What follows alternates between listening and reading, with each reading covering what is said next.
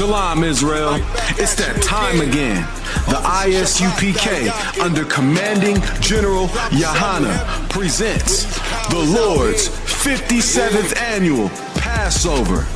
That's right, the Lord's 57th Annual Passover, April 4th, 2026, in Houston, Texas. All Black, Hispanics, and Native Americans are commanded to observe the Lord's Passover. This will be the biggest Passover to date. You do not want to miss this. Fresh lamb, fresh wine, and bitter herbs as commanded by the Most High. Only $200 per person, ages 17 and up. The biggest event of the year. There is only one Passover, and it's under Commanding General Yahana. See you there, Israel. Shalom. Nobody else there to compare to. Train for war, men of war, and war like apparel. Prefer our leaders, can't get between us. Watch where you stepping.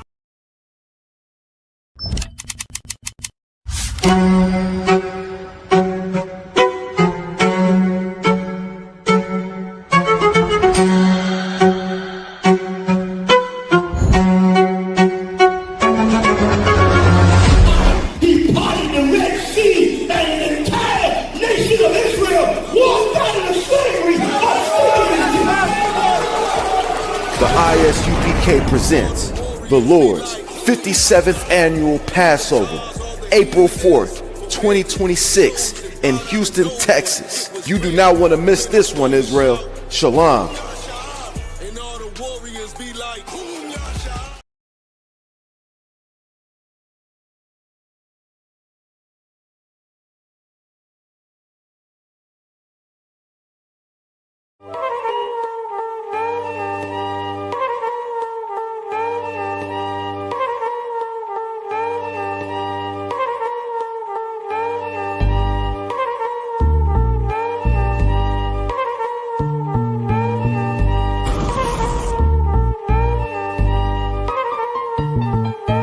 Negros indios nativos somos los verdaderos israelitas. ¿Esto dónde lo dice? Según esto dice en la Biblia. Show that Puerto Ricans love America, but that ain't reality. Police attack was planned beforehand. Only white cops were assigned. Then our only recourse is to defend ourselves. We tried to move people onto the sidewalk, but the police were all out for blood. Another series of protests was staged by thousands of students, parents, and the Brown Berets. In June 1968, the group that had become known as the East LA 13 was released on bail. Demonstrate to our people and we deserve better and that we could, get better. I don't think there's ever been a time when we need more of the spirit of the young lords than today. I guess we had no fear. We just did what we thought at the time was the right thing to do.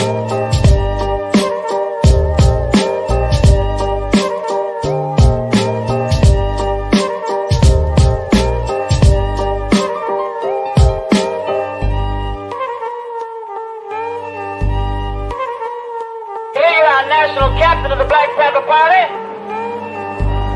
They are making it their business to process arresting me and my wife, to a process arresting numerous Panthers on the block.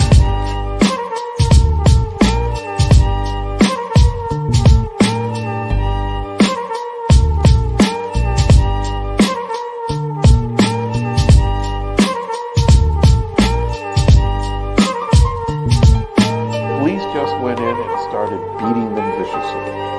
It was ugly. They were just yelling at us, you dirty spicks, dirty Mexicans, who do you think you are?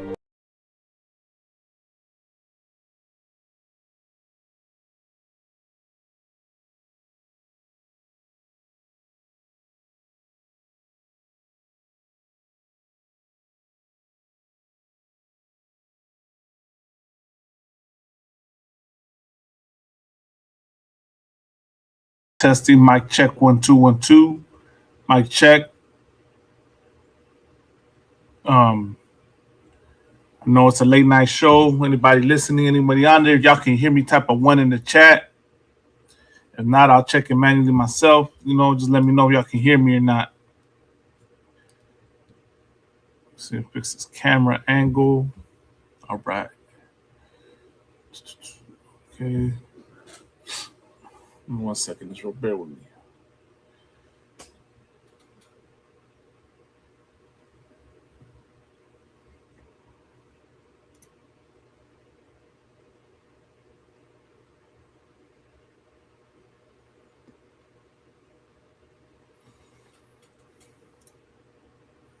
Most High in Christ, throw out a sis. Hey, shalom, sis. Yahweh Shema, Ulata Bashim Yahweh Shai.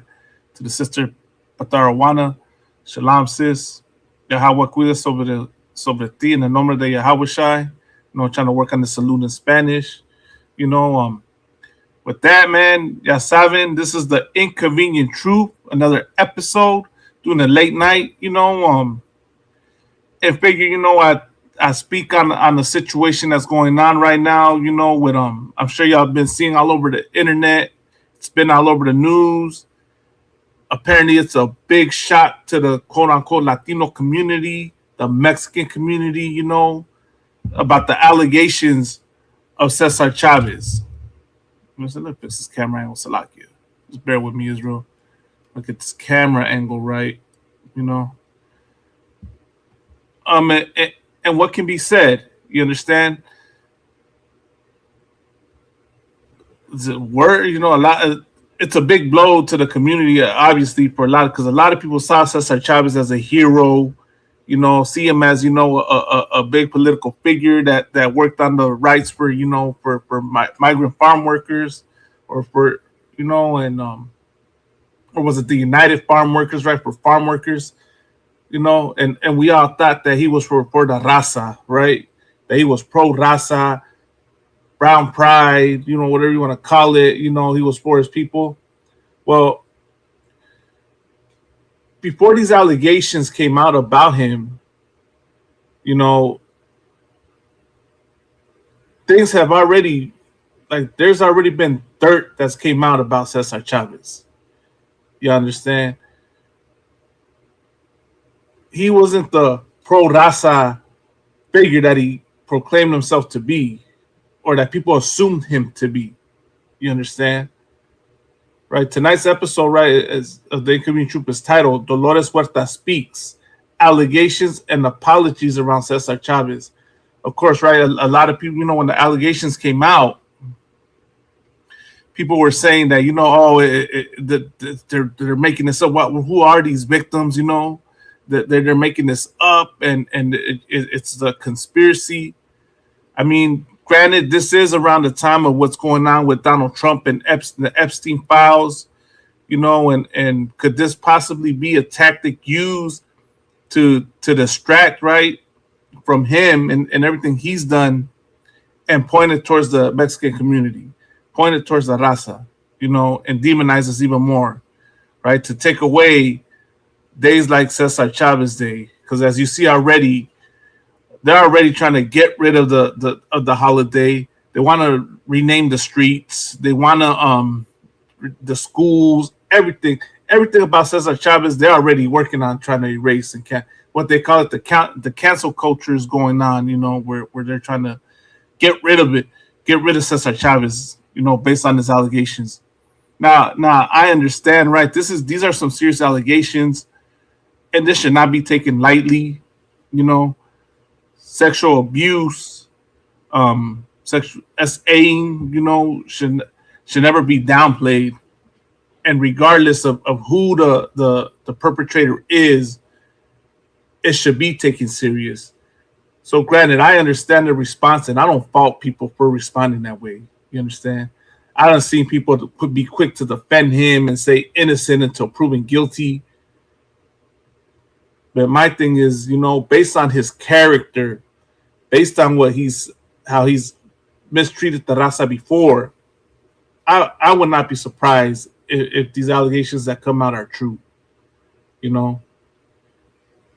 And one of the main people accusing him of doing this, right, is Dolores Huerta. Dolores Huerta, right, which was his right hand, you know, like his number two in this movement. She came out and said that he assaulted her. He manipulated her. And that the only reason why she stayed quiet is because she didn't want to ruin the movement.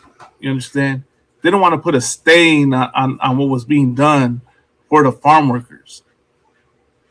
So for how many years she didn't carry this the secret, and I don't know if there's something to gain. I mean, at 93, I think she's 93 years old. Like, what could she, what is there to gain from coming out with this now? If that's the case, because people are gonna say that she's saying this because she's trying to get money, that she's trying to,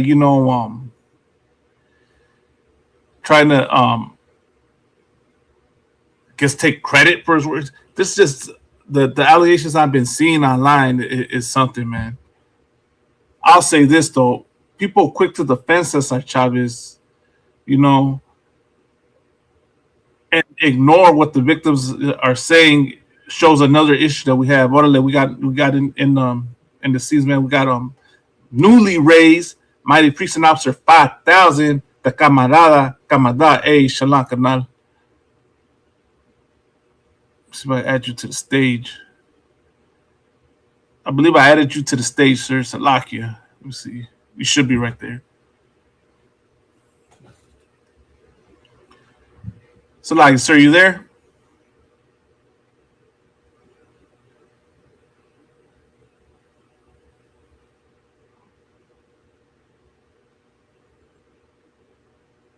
No, so while we wait for Officer Kamadada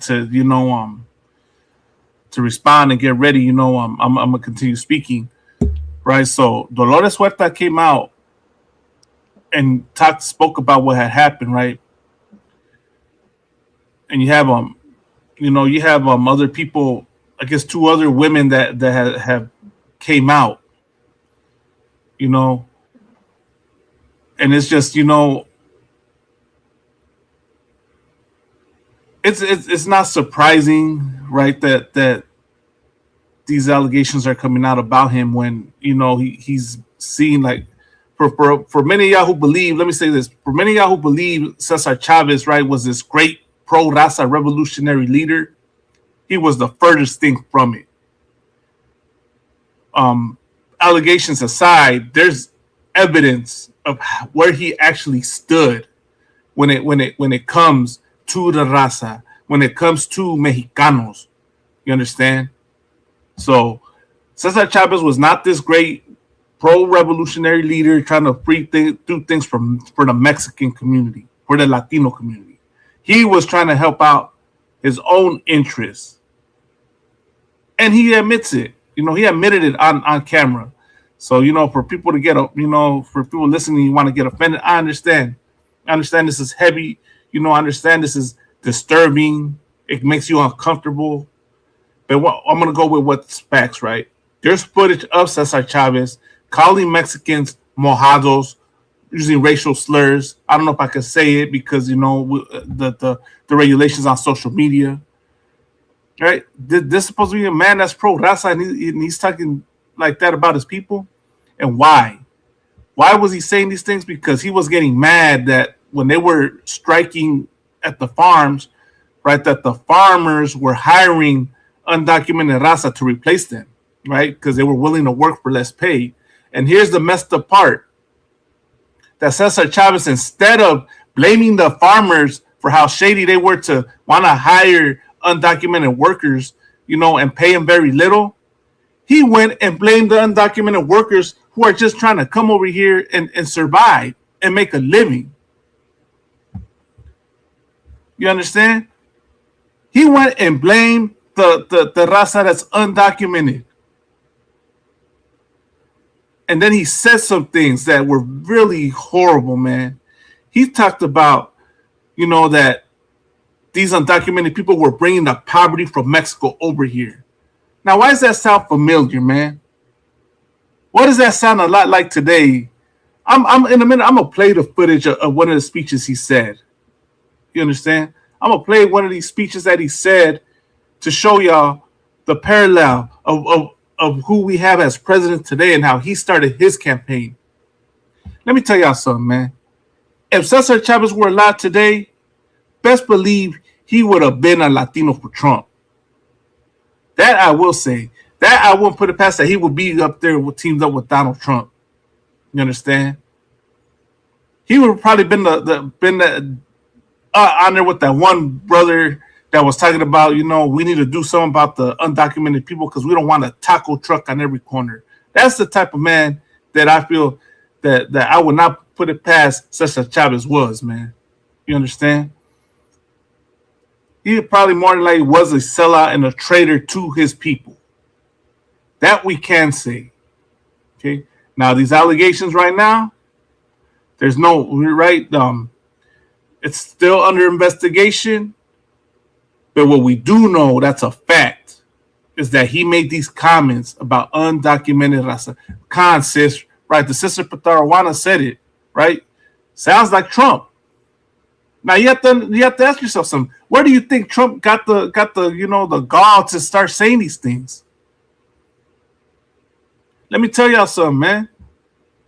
When you see America mistreat the raza, when you see America putting ICE up and down our barrios and our streets, you know who's to blame for that? Is people that have that same mentality like Cesar Chavez has. You understand? It's you Christians out there, you Christian leaders, supposed leaders out there that sell out and side with your oppressor. It's your fault that our people get mistreated. You understand? But Salakia, we got Precinct Officer 5000 Kamadat. Salakia, can you hear me?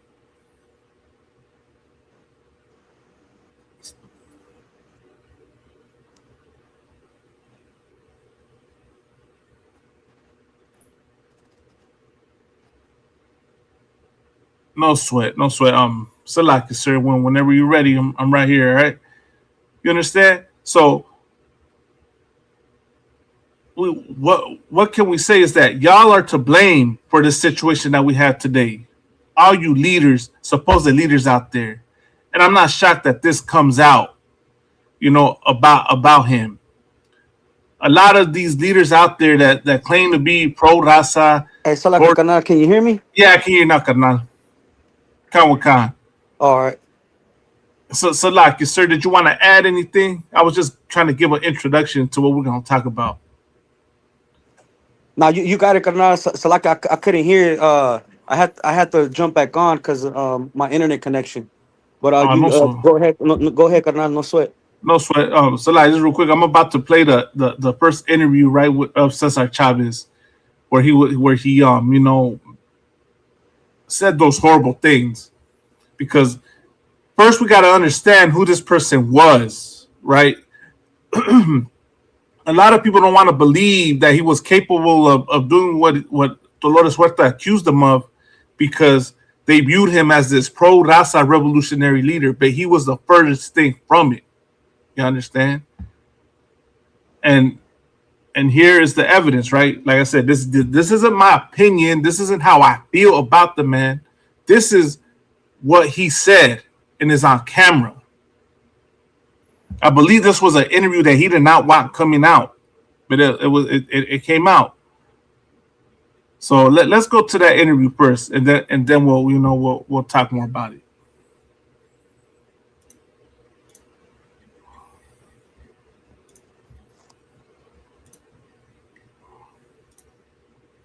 All right, bear with me 1 second.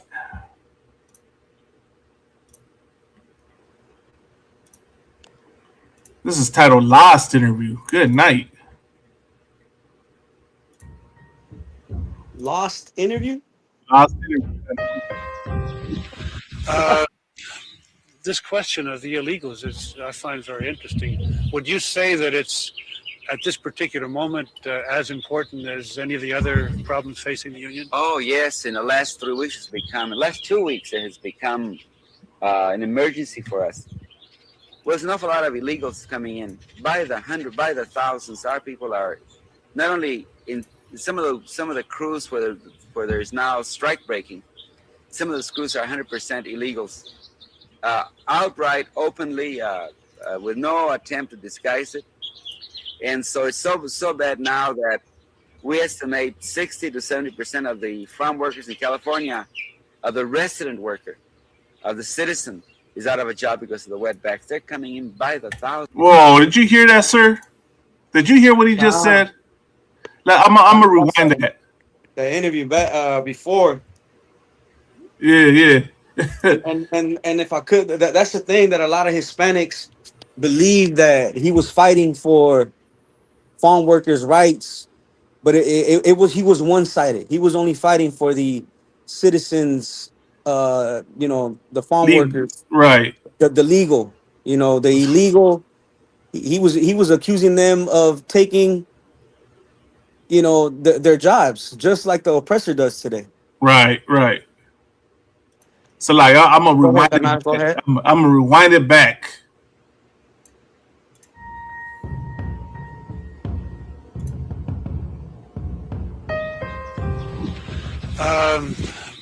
This question of the illegals I find very interesting. Would you say that it's at this particular moment as important as any of the other problems facing the union? Oh yes, in the last 3 weeks, last 2 weeks, it has become an emergency for us. There's an awful lot of illegals coming in by the hundred, by the thousands. Our people are not only in some of the crews where there's now strike breaking. Some of those crews are 100% illegals, outright, openly, with no attempt to disguise it. And so it's so bad now that we estimate 60 to 70% of the farm workers in California, of the resident worker, of the citizen, is out of a job because of the wetbacks. They're coming in by the thousands, just unbelievable. He said 60 to 70% of the farm workers are out of a job because of the wetbacks. Now, so like, sir, I got a question. He's calling them wetbacks. ¿Cómo dicen con el nopal en el frente? Yeah. Do you not like when he was saying this, does he not recall what he was called? Did he not recall how his family was probably treated? A lot of y'all sellouts out there, y'all Latinos for Trump, man. Do y'all not see the racism that y'all get treated with in America when you hang out around your quote unquote your white friends, and what they call it, the microaggressions, the passive aggressive racism that they throw at y'all, and how y'all feel like y'all have to act a certain way around these white people so that that everyone feels comfortable. Right. You just ignore all that and you go and blame it and take it out on your own people. That's what he's doing right here. Salakia. Oh yeah, carnal. The sister Patarawana said, wow, the hatred he has for his own people is diabolical. Oh, it says, but wait, there's more. Listen to what else this cat says. See, they're coming in with the consent of the Immigration Service, which is part of the Department of Justice. How else could they come? We, for instance, know that if you go to Coachella, you go to around the El Paso area, the secondary immigration checkpoints have been unmanned now for at least 3-4 weeks. They're closed. They're at night. They're dark. There aren't any patrolmen there. It's a gimmick. We think that it's a prelude at the beginning to a big drive on the part of the administration and the Mexican government to bring the Bracero program again. It's a vicious attack on the local worker, and he's blaming the Bracero program for the attack on the farm workers, carnal. Do you hear this? Yeah, that's wow. Does he not know what the Bracero program was and what happened? Are you just gonna ignore and forget all that and say these things, man? It's just one of those things that agribusiness thinks they can get away with it, and our job is to inform the whole country what's happening, together with a boycott, and solve it that way. And so the workers themselves, even though a lot of them are Mexican descendancy themselves, are very uptight and very, very worried and very mad about the illegals coming to break their strikes, and it takes away their jobs, their livelihood, and so forth. Does And that if I, put you? Go ahead. Because during that era, right, he says that a lot of farm workers were mad that illegals were coming and taking their jobs, when the truth is that a lot of those farm workers got their residency through that farmers. I can't recall what's the name of that program. It was a program. My grandfather was, that's how he got his residency. It was through that farming program. I don't know what was it called. I don't know. I'm not sure if you could find it. But so for a lot of those farm workers were illegal. So when he says, I mean, there is brothers and sisters that they become citizens and they think they're better than everyone else. But that's just a few of us. Not everybody thinks like that. You understand? So for him to say, oh, a lot of these farm workers were mad, if he was the head and that's how he feels, maybe he was pushing that ideology on them. Right. Like, I'm not, a union leader. I'm not a union delegate. I don't own a farm. I don't have my own business yet. Lord Allah, can have one day. You know what I'm saying, sir?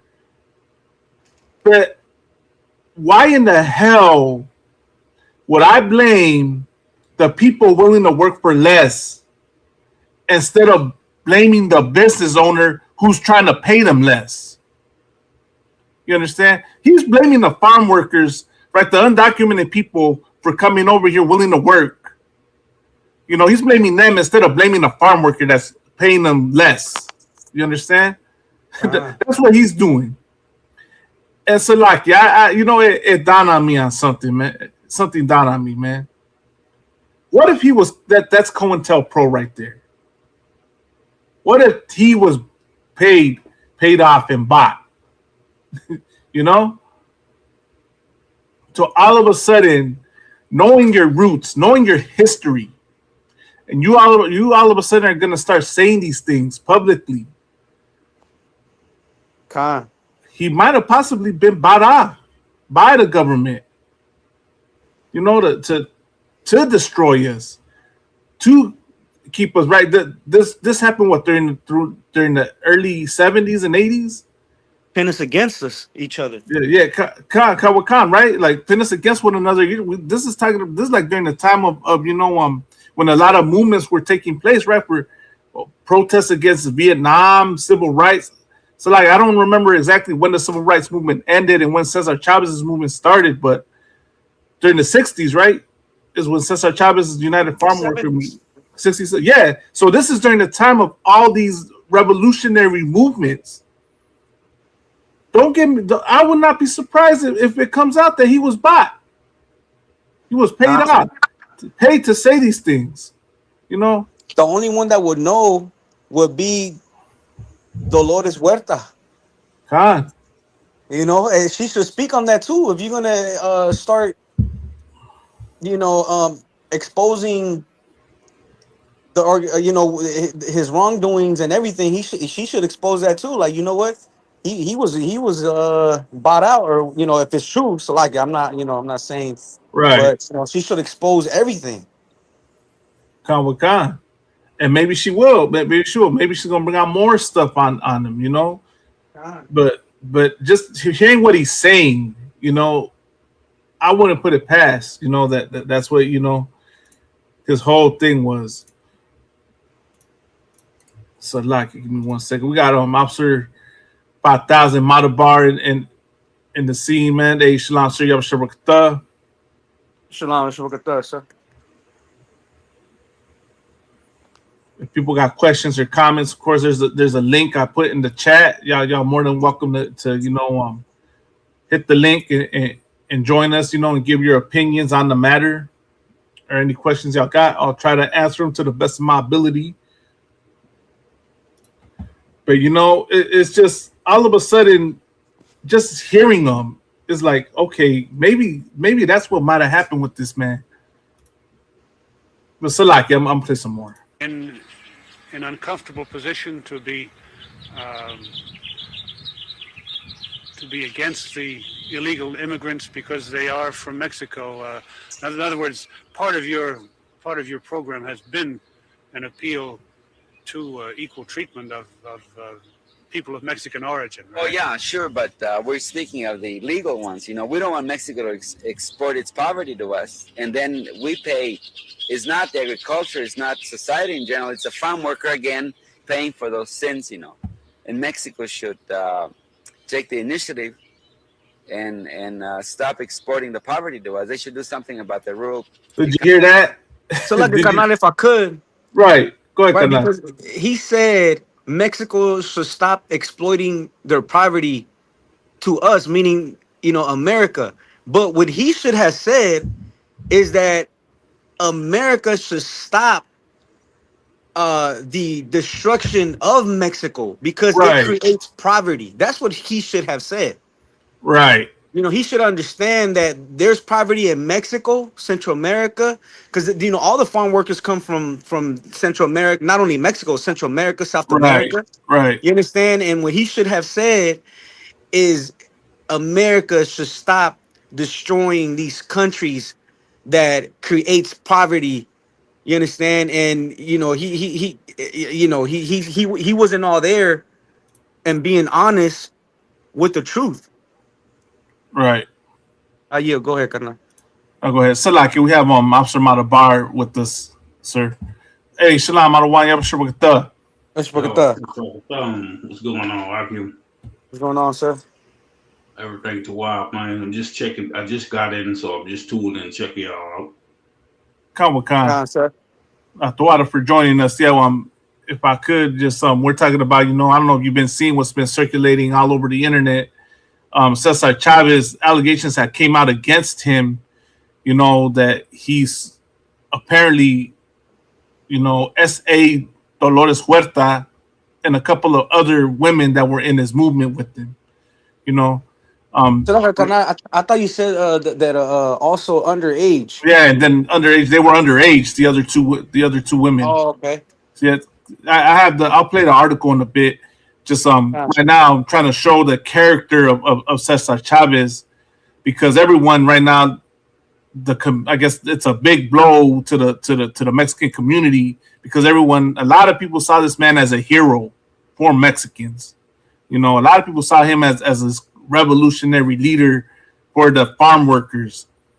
But hearing him what he's saying in this interview, and then we got these allegations coming out, like, it shows that he's not what he portrayed himself to be.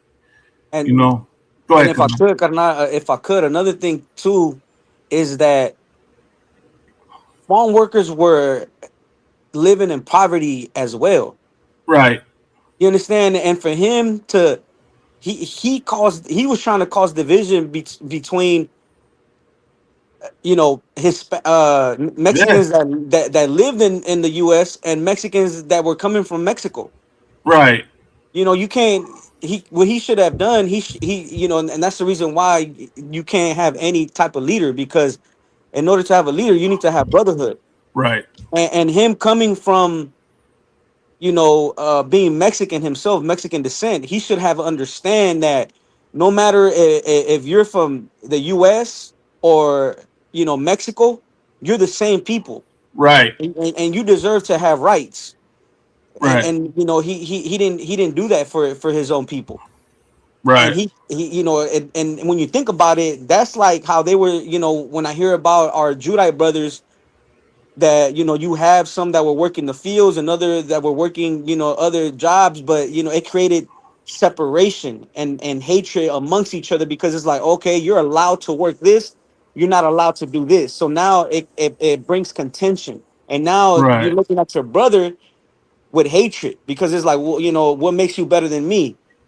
You understand? And that's one thing that he was bringing division more so than bringing rights to his people. Right. Ayo, carnal. So like, sir. So yeah, that's basically what we're talking about tonight. Yeah, I got you. And they always wait till you get to a certain status, but then they want to expose you. You know, somebody always working for the oppressor. Then when they get to that certain status, that certain popularity, then they want to expose you. Then they come out with it and put it on you. Khan. I was gonna say, sir, I don't know if you was hearing the things he said, but to me, it sounds like he was bought or paid off to say these things. You know, like because he just his whole approach where all of a sudden he starts blaming undocumented migrants for bringing poverty to America, undocumented Mexicans bringing poverty to America, when he himself, like, he was born in Arizona, but his family came here undocumented from Mexico. Right. So obviously he was, you know, he was a 304 for America, based on what he's saying, you know.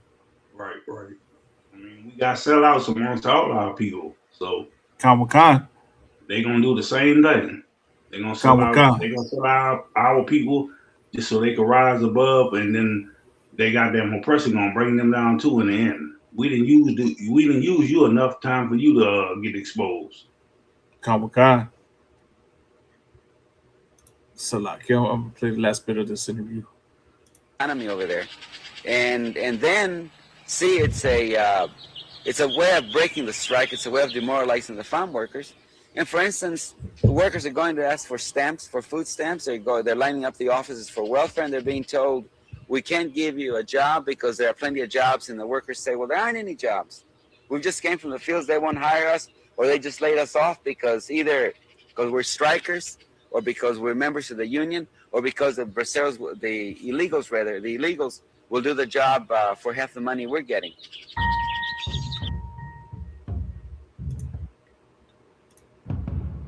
That's wild. Every time I see one of our people and they got that smooth face, they can cut off their mustache and everything, I always look suspicious at them. Khan. You know what? That's heavy you say that, sir, because now that you say that, I wonder if they paid him to take that stance, you know, because it's how do you come from that background? You know, when you say Mexico is sending its poverty over here, so was Mexico sending its poverty over here when your family came over here undocumented? Was Mexico sending its problems over here when your family came over here? Are you part of that poverty? Right. You know, even if you were born here, you're telling me you're that you're not a part of that same poverty you're complaining about? And then his whole stance is to blame the undocumented workers for the benefits. When you're not blaming the system, you're not blaming the employers that want to pay them less. Right. Then he ain't even saying nothing about, you know, we was here first. Right. You know, y'all, you know, our so-called Latino brothers, we was here first before your goddamn American rules and everything else. Right. Y'all come on unlocking our people. We was here first. This was our land before y'all even got here. But now he want to take a stance. Now he want to be American. This is the start. I don't want to say exactly that this was the start of the Mexican Americans versus Mexicans beef there is, but definitely this is evidence of it, you know. And that's what he's pushing when he's talking, right? Now he's creating that divide, as Officer Kamada brought out, between Mexicans and Mexican Americans over money, over jobs, over status, you know, and benefits. Right. So, like you say he was born here, huh? You say Arizona, huh? Khan. Your people was born here before it was Arizona. Khan. You know what I'm saying? So you can't take a stance and go against your goddamn people when they already the original people that was here. How you gonna take a stance? You doing that because you follow the goddamn oppressor. Right. Right. And that is diabolical, man. And that what he's saying, that's similar to what Donald Trump says today. What he said, you know, what he said about Mexico. When Mexico sends its people, they're not sending their best. They're bringing crimes. They're bringing, you know, rapists. and bringing problems, all that poverty and all that over here, calling it an S-hole country. Now we see where it's coming from. That these oppressors push that, and all they have to do is look to our supposed leaders, who's sold out and gave them the green light to say these things about us, man. And that's diabolical.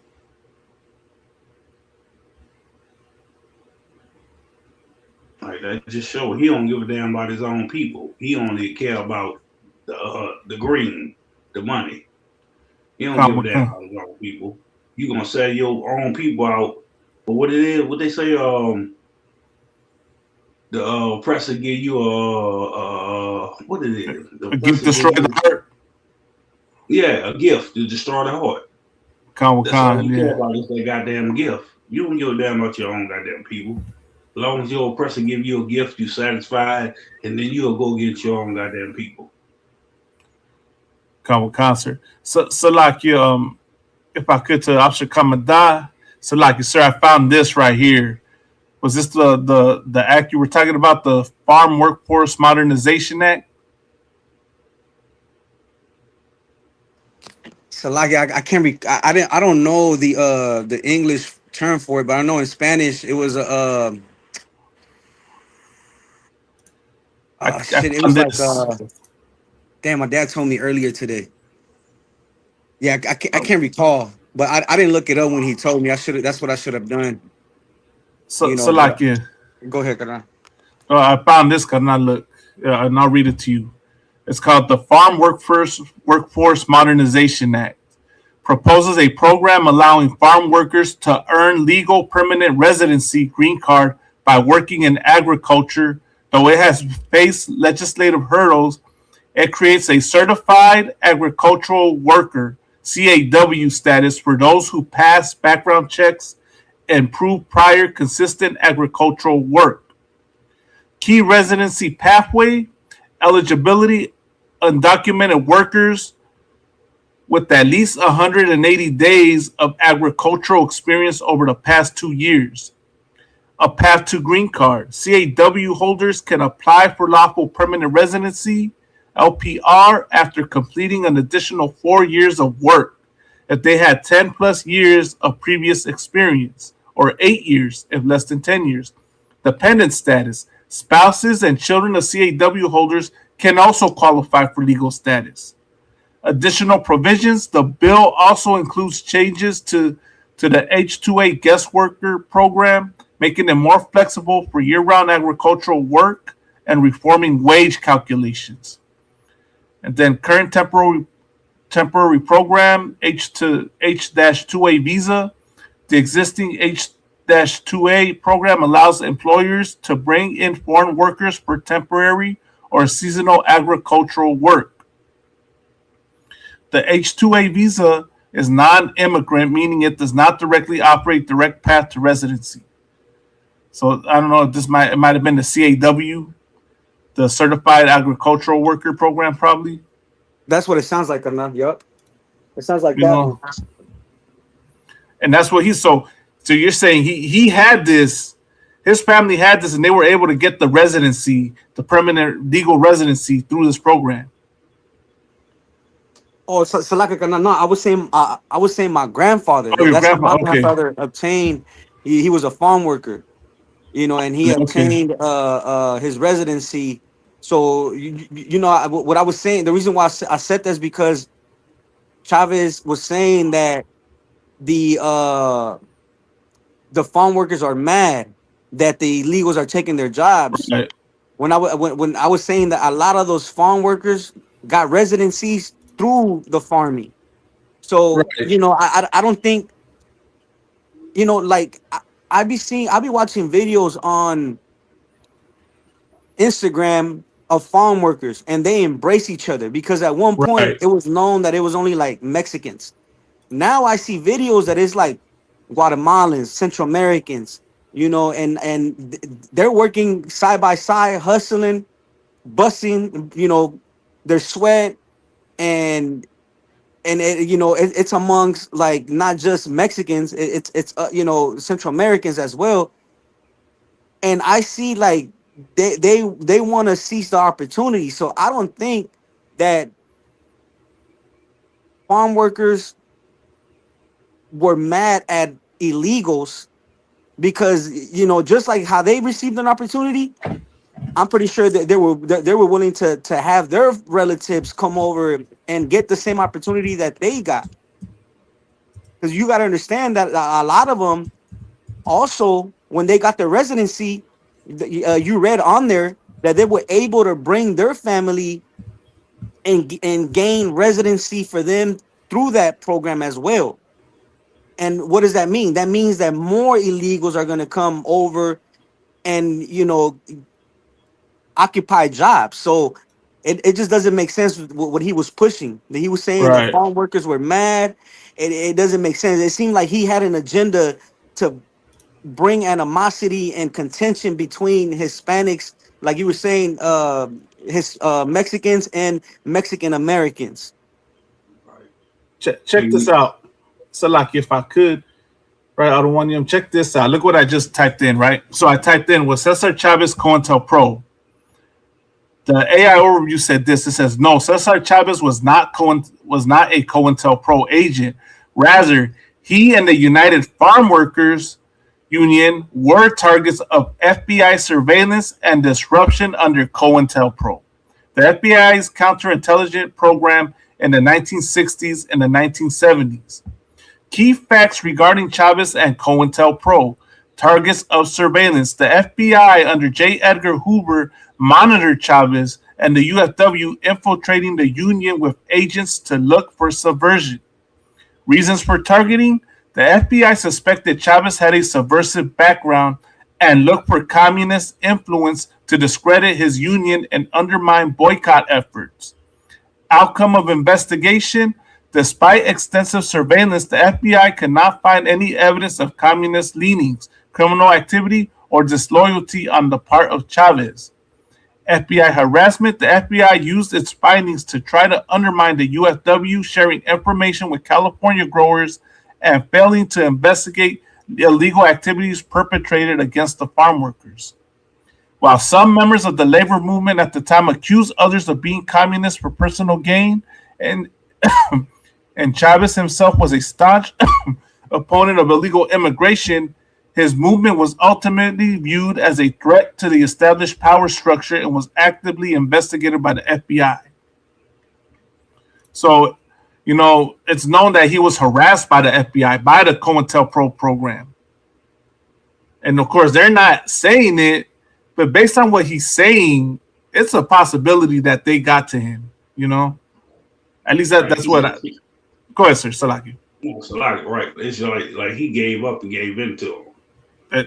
Khan, I'm wondering if that's what happened. And even with all that, look how many goddamn oppressors got mad when Trump started passing them laws to kick everybody out. And they was hollering. We did what's y'all show a couple months ago where they were talking about right how they were kicking the people out and everything, and you had your oppressors mad. Well, we ain't got nobody to work for us now no more and all that. Right. They was mad behind that. Khan. When our people were just trying to get a way to live and survive. And Trump, he had ICE coming out, getting everybody out and trying to get everybody away. They was mad about that because the oppressor don't want to do the work himself. They never want to do the work themselves. Right. They want to use our people to do the work, and then in the end, you turn around, you get somebody else that's running the government, president or everything. He decide he won't kick them out. So like, sir, we lost you right there at the end. No, I say like when we got the oppressor that's mad that we can't do the work, and then you got the oppressor that's coming and trying to remove our people from doing the work. Khan. You got it. Right. Khan, sir, now that's heavy you say that, because I mean, this oppressor is constantly trying to, undo what we do. Anything we try to do positive for our people, he'll come in and try to destroy that, try to throw it off, So I wouldn't put it past that might have been what happened with Cesar Chavez, you know. But Salaki, let me play this other clip of him. And shout out Officer Lahab because he made this real.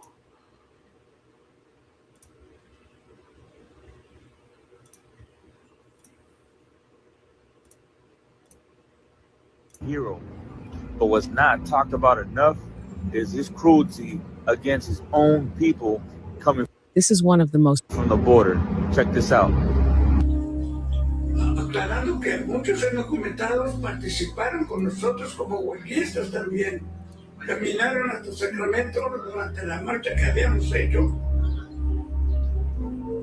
Y cuando se firman los contratos en junio de 1970, lo primero que hizo Chávez fue poner en la ventanilla arriba, en la ventanilla donde entregaban las tarjetas del despacho para ir a trabajar. En la ventanilla arriba, pues, con letras grandes.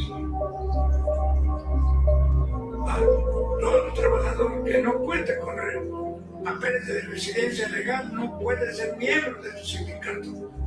Aunque habían participado en la rebelión. Los que habían caminado inclusive a Sacramento quedaron afuera. We were taught that Cesar Chavez was a hero, but what's not talked about enough is his cruelty against his own people coming from the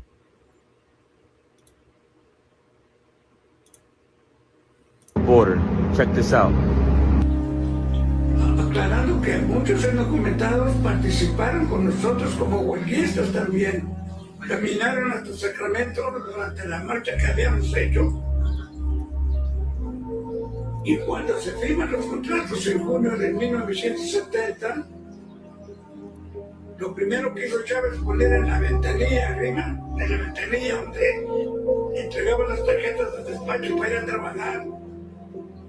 En la ventanilla arriba, pues, con letras grandes.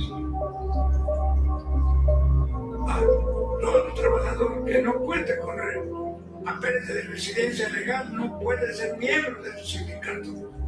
Aunque habían participado en la rebelión. Los que habían caminado inclusive a Sacramento quedaron afuera. So like y'all heard what the man said.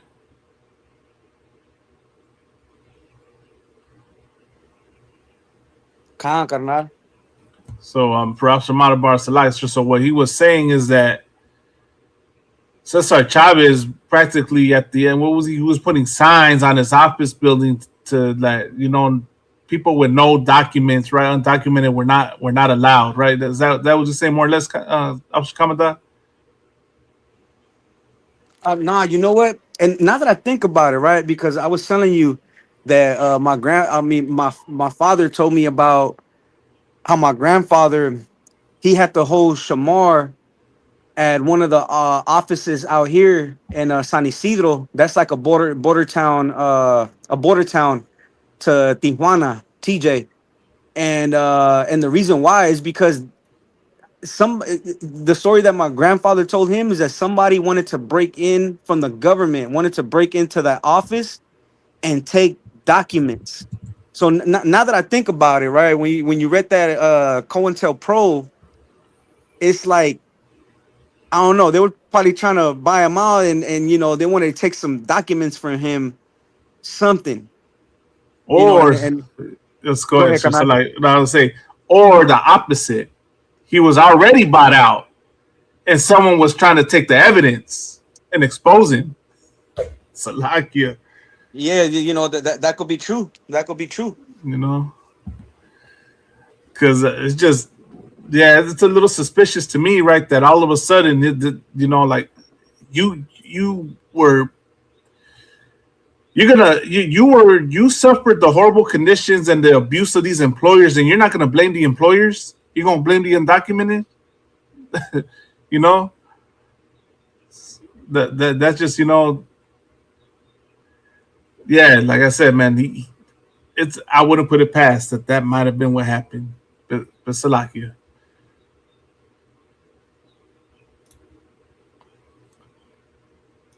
Now, you know, like that I showed that clip and then the interview to show his character of who he was, because once again, people thought Cesar Chavez was this great revolutionary leader, pro-raza, looked out for his people. He didn't give a damn about the raza that was undocumented.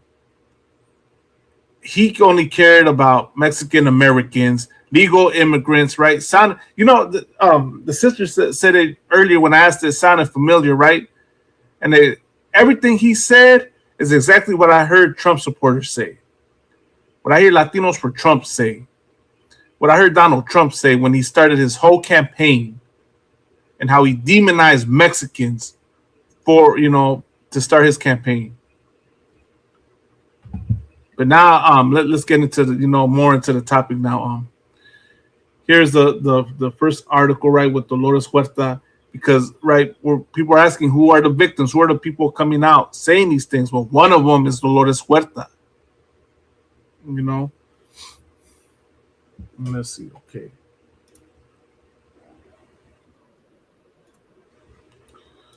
Let me share the news story.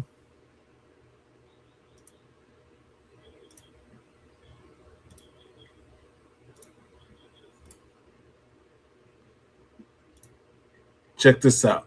Now have some new details this morning about the sexual abuse allegations against the late labor leader and civil rights activist Cesar Chavez. Fellow civil rights leader Dolores Huerta is one of Chavez's accusers. And she just broke her silence in a statement on social media. She says Chavez sexually assaulted her and fathered 2 of her children. She says that happened twice. She sent those children to live with other families. According to her, she says that she has developed a deep relationship with those children and they've become close to her other children. In that statement, Huerta said in part, quote, "I carried this secret for as long as I did because building the movement and securing farm worker rights was my life's work. The formation of a union was the only vehicle to accomplish and secure those rights, and I wasn't going to let Cesar or anyone else get in the way. The farm worker movement has always been bigger and far more important than any one individual. Cesar's actions do not diminish the permanent improvements achieved for farm workers with the help of thousands of people. We must continue to engage and support our community, which needs advocacy and activism now more than ever." Huerta and Chavez founded the National Farm Workers Association, which later became the United Farm Workers. Yesterday, the UFW said it would not take part in any Cesar Chavez Day events on March the 31st because of the allegations they say many of them, they say, involved young women or minors. Obviously, something we'll continue to follow here at KCRA3 and bring you any developments as they happen. Man, Salaka Carnal, if I could. Carnal. Because, one thing that she stated was that she wasn't going to let Cesar Chavez stop the movement. Well, taking advantage of herself and other women is stopping the movement, because now you're bringing other men who are seeing you, and now that spirit is going to grow on them. And the thing is that she allowed that spirit to grow. Because, it happened to her, what she said, twice?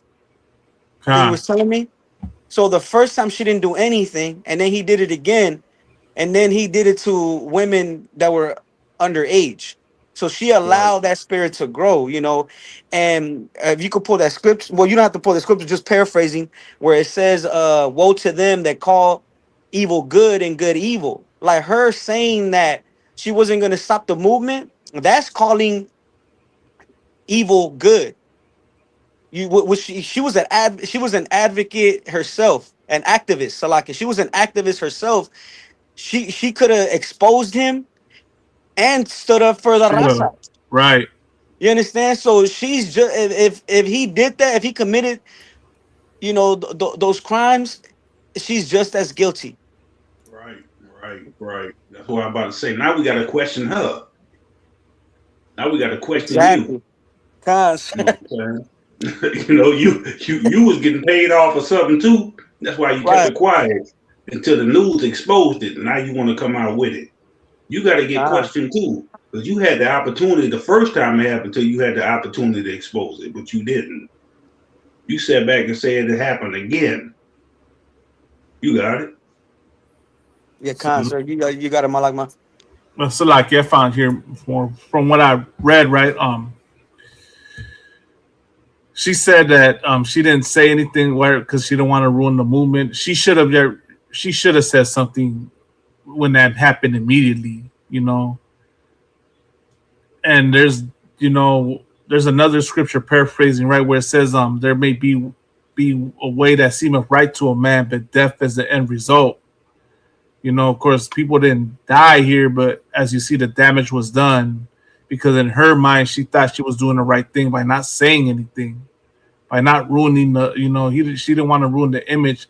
She said, right, that she looked up to Cesar Chavez and that, you know, I guess maybe in her mind, she didn't want to, you know, ruin, you know, right, the image she had of him. But, you know, by her not coming forward, it's like if I can, it's like she was a respecter of persons. Concert. I was gonna say what one thing that I noticed Israel suffers a lot from is respecter of persons. You know, that's why whenever you hear a story about like a pastor, a Catholic priest, you know, allegations of abuse going on in the church, you see the congregation defend the pastor, defend the priest. For some reason, when it comes to things of abuse, it's always we gotta hush up about it. We gotta be quiet. So on one end, I understand, you know, the allegations like telling her she should have, you know, she should have said something sooner, or why she's saying it now. But at the same time, it's good that she came out and said what she said. You know, definitely don't want to be quiet, and she didn't want to, you know, like the other possibility for her saying this is because she's 93 years old. You know, so maybe she's you know, doesn't want to take this to the grave with her and felt this needed to come out. You know. Of course, you know, we don't know if it's true or not. I know that her children, in a article I read, it was confirmed that they were Cesar Chavez's kids because the kids did a DNA test. You know, so I'm actually trying to find that news story. I think it might be right here.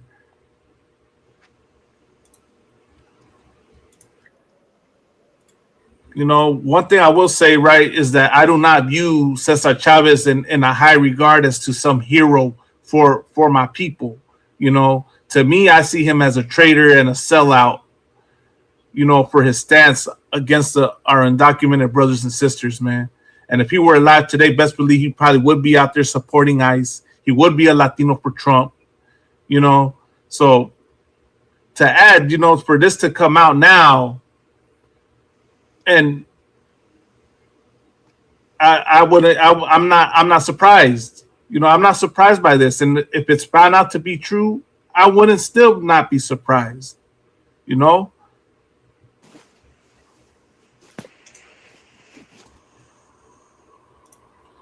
So let me share this article real quick.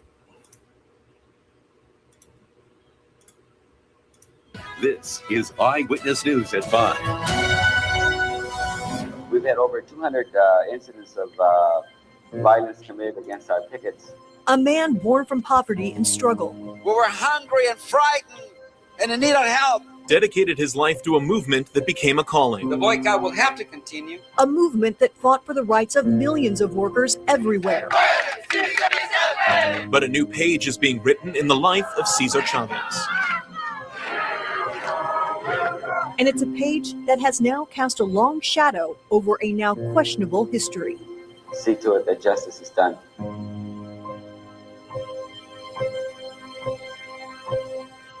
Thank you for joining us tonight on Eyewitness News. I'm Rochelle Murcia. And I'm Michael Patterson. A new report is raising questions about the legacy of the late labor leader Cesar Chavez. The New York Times carrying out a year-long investigation interviewing more than 60 people. Here are some of the takeaways. According to the Times, Chavez sexually abused girls in the 1970s. At least 2 accusers have come forward. They were allegedly children of some of his organizers. His co-founder of the United Farm Workers Union, Dolores Huerta, now says Chavez raped her. She publicly spoke for the first time about the abuse to the New York Times. She says she also had 2 children with Chavez, hiding the pregnancies and placing both children with other families. Chavez's brother had been Huerta's partner, and the 2 had a family. The Times also reports that another dozen women said they were pursued or even sexually harassed by Chavez, and that some of these concerns had been reported to the United Farm Workers Union. There are reportedly emails about abuse, but nothing was done about it. And tonight, we have team coverage on the story, looking at Chavez's legacy and how these allegations will impact it. The fallout is already being seen across California and the nation. So let's begin with Eyewitness News reporter Maria Celeste Alfaro, who's digging into what the accusations are and where they came from. If he doesn't do that, the boycott will have to continue. And if the boycott continues, Geller won't be able to give away his wine. A New York Times investigation broke the news. Civil rights leader Dolores Huerta is one of several women coming forward, telling the paper they were groomed and sexually abused by towering workers' rights icon César Chávez. The last 3 years of 76, 77, and 78. In the article, Huerta described 2 encounters in the 1960s that she said were non-consensual encounters that left her pregnant both times. Also coming forward, Ana Murguia, Debra Rojas, Esmeralda Lopez. Murguia and Rojas claimed their sexual abuse happened when they were minors in the 1970s. Esmeralda Lopez encountered Chavez much later. She told the paper she was 19 when she was selected to travel with him on a tour. Chavez invited her to his camper, proposing to her that he could use his influence to get her something if she slept with him. Lopez told The Times she rejected the proposal and cut her trip short. I learned that both Murguia and Lopez live in Bakersfield. I went to an address listed for Murguia to ask for an interview. Hi. Yeah, can't help you. Hi, I'm here You're looking. not here. Looking Not for. happening. Right. Just confirming if it's Bye. Ana Murguia. The person who answered the door would only tell me an interview would not happen. I also called Lopez, but was unable to reach her by phone. So I went to an address I found that was listed for her. A woman who I spoke with confirmed Lopez lived at the house, but was not home at the time. We had over 200 incidents of violence committed against our pickets. All the woman told the paper that the labor movement they so passionately were a part of belonged to the man they once admired. But this is their story to tell as well. And Maria also reached out to the Dolores Huerta Foundation to ask for an interview with Dolores. Maria was told that Huerta is not granting interviews at this time. However, she shared a statement on social media saying in part, quote, "As a young mother in the 1960s, I experienced 2 separate sexual encounters with César. The first time, I was manipulated and pressured into having sex with him. And I didn't feel I could say no because he was someone that I admired, my boss and the leader of the movement I had already devoted years of my life." Salaki, I heard that.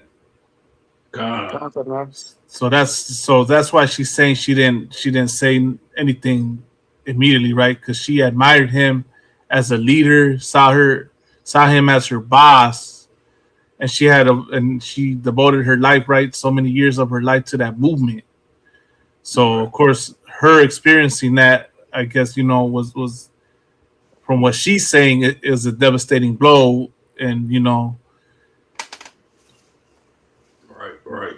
She didn't want to face it, maybe, but yeah, it's the other 2 victims, right? They weren't able to get a statement from them. They didn't want to, I guess none of them are doing interviews right now for reasons unknown, but. This is what Dolores Huerta. That's the problem we need to fix in our community. Don't wait till you get old, you know what I'm saying, to come out with your story. You got to do that when it happened off jump. Even if that's why I say you can't be a respecter of persons. Right. You respected that he had a movement going on, but he was doing wickedness in his movement. Right. You got to come out and shut that off top.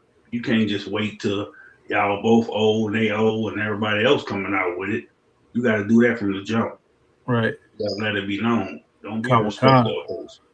If I could, right, I'll say this, right? If the allegations are true, as you saw, they said that they did report, they spoke up and they reported it to the organization, and that the organization didn't do anything about it, So if it's true, then the reports are true.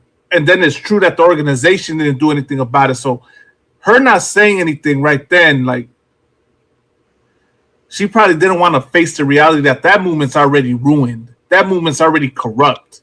You know, because if they were getting reports and they stayed quiet and hid what this man was doing, it shows how evil they truly are as an organization.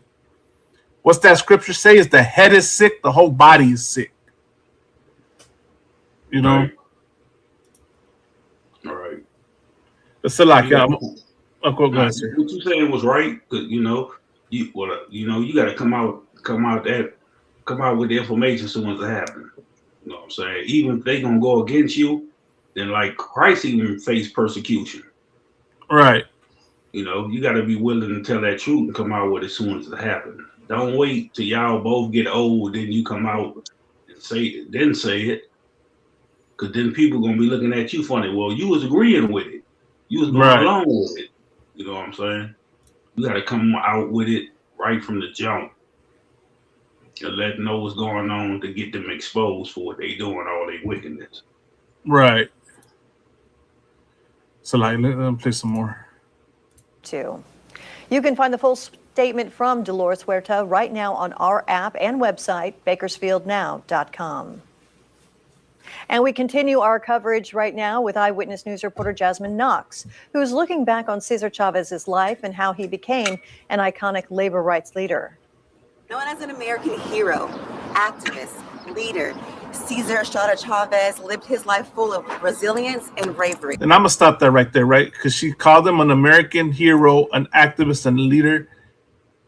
I don't see this man as an American hero. I don't see him as an activist, and I don't see him as a leader. I stopped seeing him as any of that when I found out he made those statements. You know, can't be an American hero, at least to me, and you're gonna call my people wetbacks, call them mojados, complain and say the same rhetoric that white supremacists use against my people. You know. So you're no hero. I do not view this man as a hero, and that's why if this is true, I'm not surprised.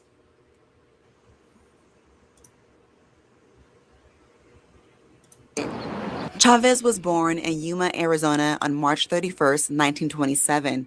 His family owned a farm, but like so many others during that time, lost it during the Great Depression. The family then moved to California and worked on multiple farms throughout the 30s. And as it was for so many people with little money during Depression era in America, life was challenging. To that end, a young Cesar Chavez dropped out of school to work full-time as a farm worker. That decision helped support his family. Chavez later enlisted in the U.S. Navy during World War II. He once recounted how the discrimination he experienced while in the Navy contributed to his commitment fighting for labor rights. And that is such the hypocrisy. You understand? Like, you experienced I said this earlier, you experienced the racism, you experienced the discrimination, and then you went and projected it on your people. It doesn't matter if they're undocumented. And that's to a lot of you Mexican Americans, you Latinos for Trump. Anybody any Mexican, any Latino that you think you're different from your people that came over here, right, undocumented, you look so stupid charging your people and acting like you're different from them just because you have documentation, just because you were born on this side of the border. A border and documentation doesn't change your bloodline, man. You know why? Because he took on that American part first. Kawakan, sir. He took that part first. I'm American. He took that first over being what he is by his nationality. He took the American part first and took that to heart. I'm an American. That's why he went, what did it say, the Marines? That's why he joined the Marines. Kawakan. That's why. Because he took the American part first. He didn't give a damn about his people. He took that American part first. You got it. Kawakan. And that's the thing. Your military service doesn't change your ethnicity either, man. For a lot of y'all veterans out there that think, just because you served in Esau's military, all of a sudden you're better than your people, man. America does not give a damn about your military service. For a lot of y'all, I hate to break y'all hearts out there. Well, I really don't. I'm just telling you the truth. America does not give a damn. You could lose a limb. You could lose your life. And this country will never appreciate your military service. That's why no so-called Black, Hispanic, or Native American should ever join America's military, man. And especially right now. How foolish you think it is y'all joining the military to go fight in Iran when you just had ICE raids happening, man? We are such a simple people, man. You know that we forget the things that are done to our people, and we think joining our oppressor is gonna fix our problems, man. When joining our oppressor makes things worse for us, man. Right. That's what what I'm supposed to say. You can't serve two masters. Right. Salaki, I'm play some more. Following naval service, Chavez went back to work on the farm and married Helen Fabela, whom he shared 8 children with. In 1952, Chavez became a grassroots organizer for the Community Service Organization.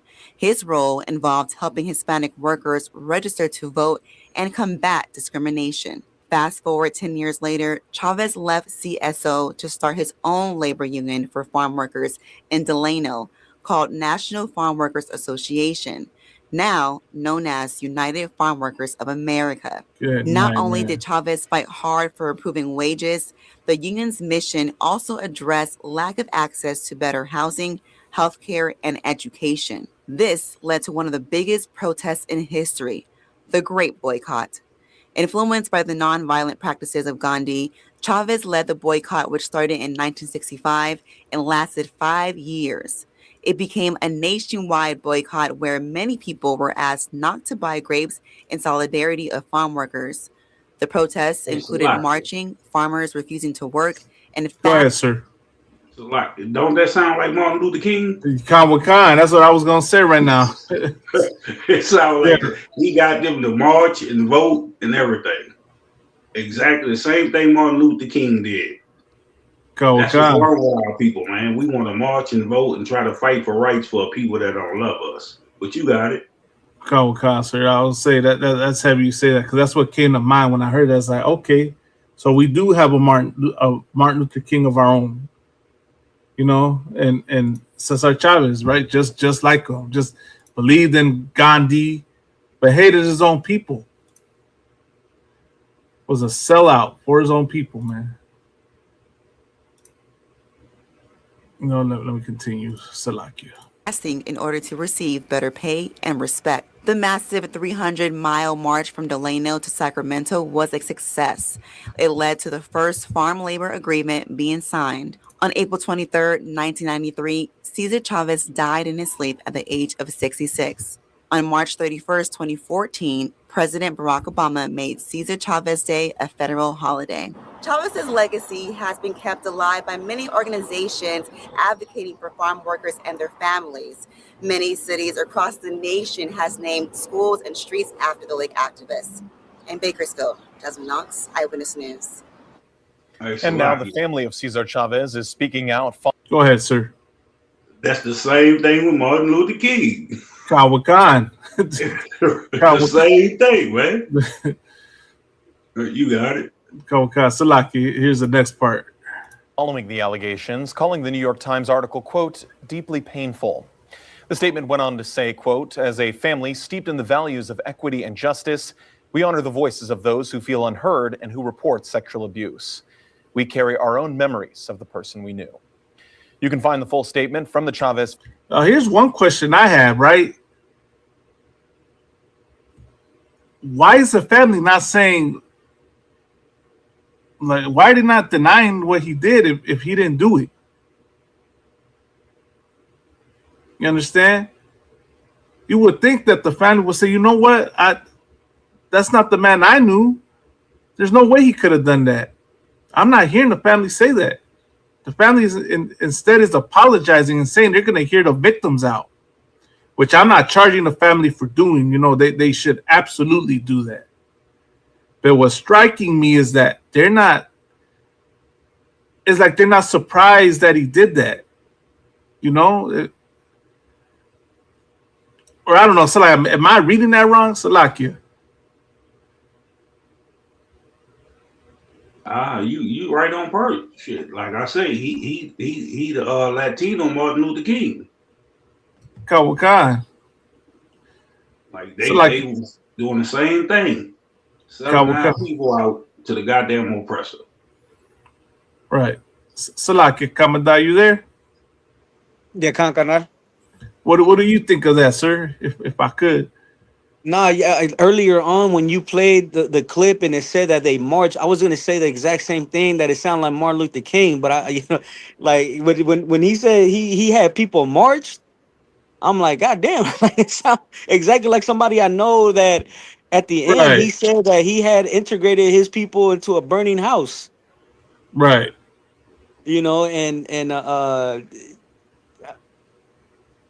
Yeah, like he wasn't for his people, and if it's true, the allegations, he also abused his people. He destroyed his people. But then again, it shouldn't. What happened to that sister?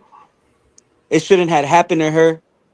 And she is a victim, but she allowed it to go further, because the first time it happened, when you what Officer Matabar and you are saying that you can't be a respecter of persons. A lot of our people got to stop doing that, because it's true what you're saying, that it happens in the church, and they always say innocent until proven guilty. It's like, well, how much more evidence and how many more victims need to come forward in order for him to be in order for the people to receive justice.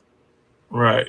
And again, I'm pretty sure that there were many other activists who were standing up for the raza, and that would have allowed somebody who really has their best interest in mind for their people to fight for them and come against the oppressor, and bring unity. But once again, there is no unity outside of the UPK. Right. I yield, Karna. If I could, not just a question. You notice how the family's not denying it.